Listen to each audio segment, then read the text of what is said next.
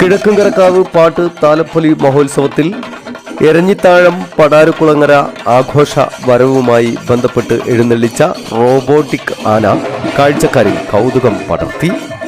ഒറ്റനോട്ടത്തിൽ ദൂരെ നിന്ന് നോക്കുന്നവർക്ക് ശരിയായ ആനയായി തന്നെ തോന്നും എന്നതാണ് ഏറെ പ്രത്യേകത. തുമ്പിക്കൈയുടെയും ചെവികളുടെയും ചലനങ്ങൾക്ക് പ്രത്യേക ക്രമീകരണങ്ങൾ ഏർപ്പെടുത്തിയിട്ടുണ്ട്.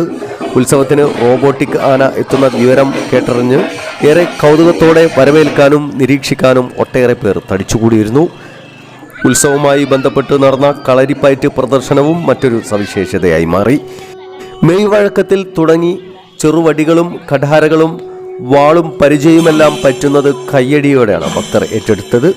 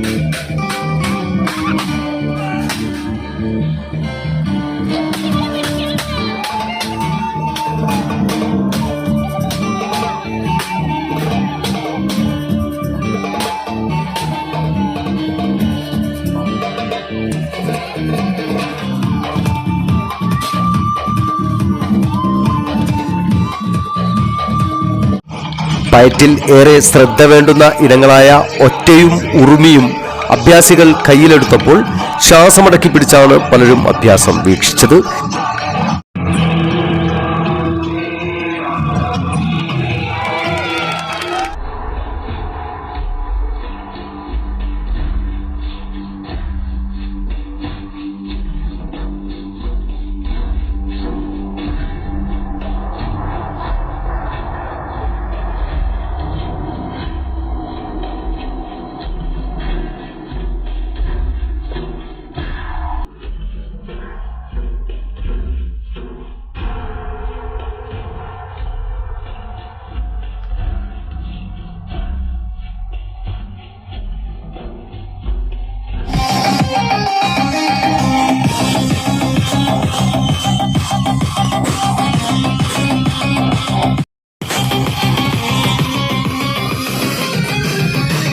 കിഴക്കഞ്ചേരക്കാവിലെ കണ്ണിപറമ്പിലുള്ള ദേശത്ത് വളരെ പ്രധാനപ്പെട്ട ഒരു ഉത്സവമായി മാറിയിരിക്കുകയാണ്.